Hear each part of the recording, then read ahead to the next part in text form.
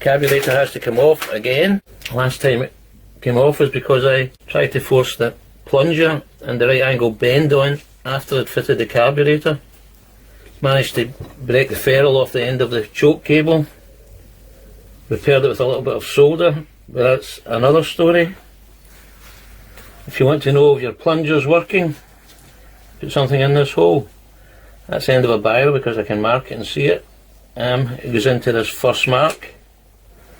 If you put your choke on, it'll disappear up to the ink. You won't miss the movement. But that's a by the way. The reason it's coming off now is because it's flooding out the bellmouth. I've taken the cover off. The float works to the touch.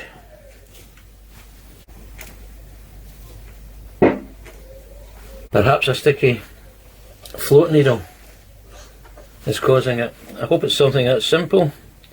I shall investigate. Now, Sticky says carburetors are a delicate instrument. Treat them as such.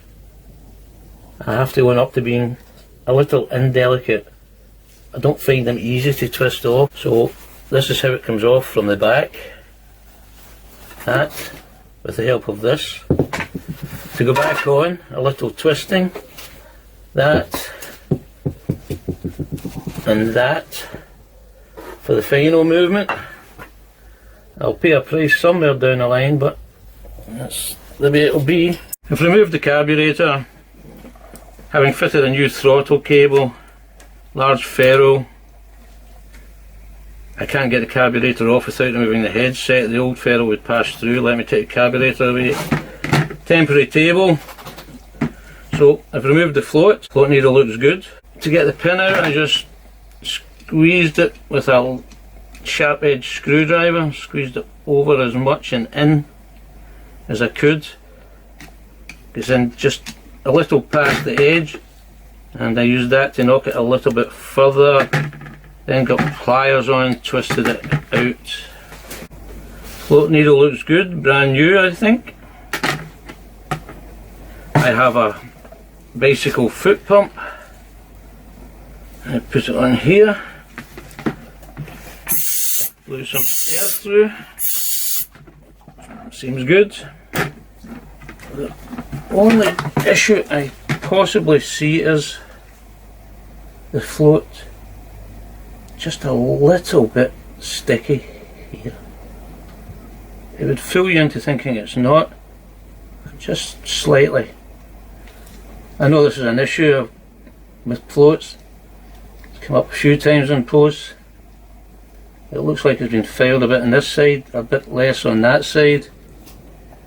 So I will give that side a little more, put it back together, refit it, do an aretha and give it a kick. The carburetor, I made the mistake of installing it without fitting the choke elbow and cable.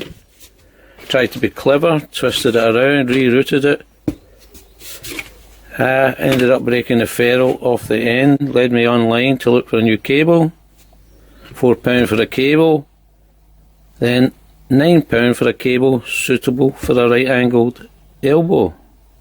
What's the difference? Led me to sites where people were making their own choke cables from old cables, doing away with the elbow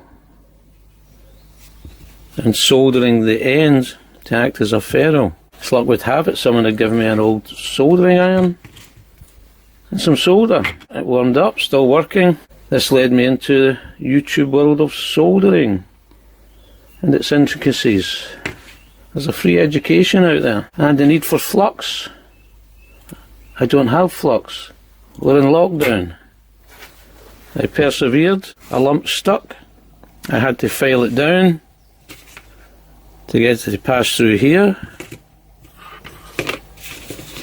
I then had to file it down again to get it passed through the elbow. Can bear that in mind. But we'll now put it together and try it.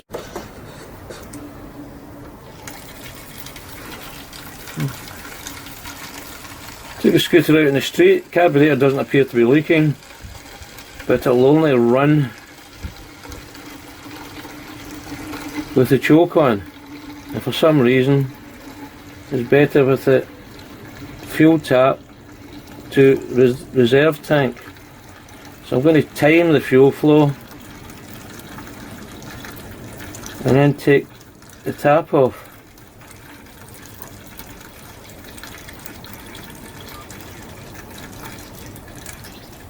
.40 is half a litre. Seem to have stopped the carburetor flooding. And out in the street, we're only running rev with the choke on. Died of death otherwise. Check the fuel flow. Just over 40 seconds for half a litre. Took the fuel tap off, brushed off a little scum from the base. Opened and closed it a few times with a screwdriver. Pumped some air through. Reduced the fuel pipe by that much to take out the long bend. This morning it fired up first kick. I've been through the gears and round the block a couple of times now. Choke off. PJ lives, and I haven't a clue what went right, but it was overdue. The joys of a lonely novice, no mentor. Are you out there, Dave?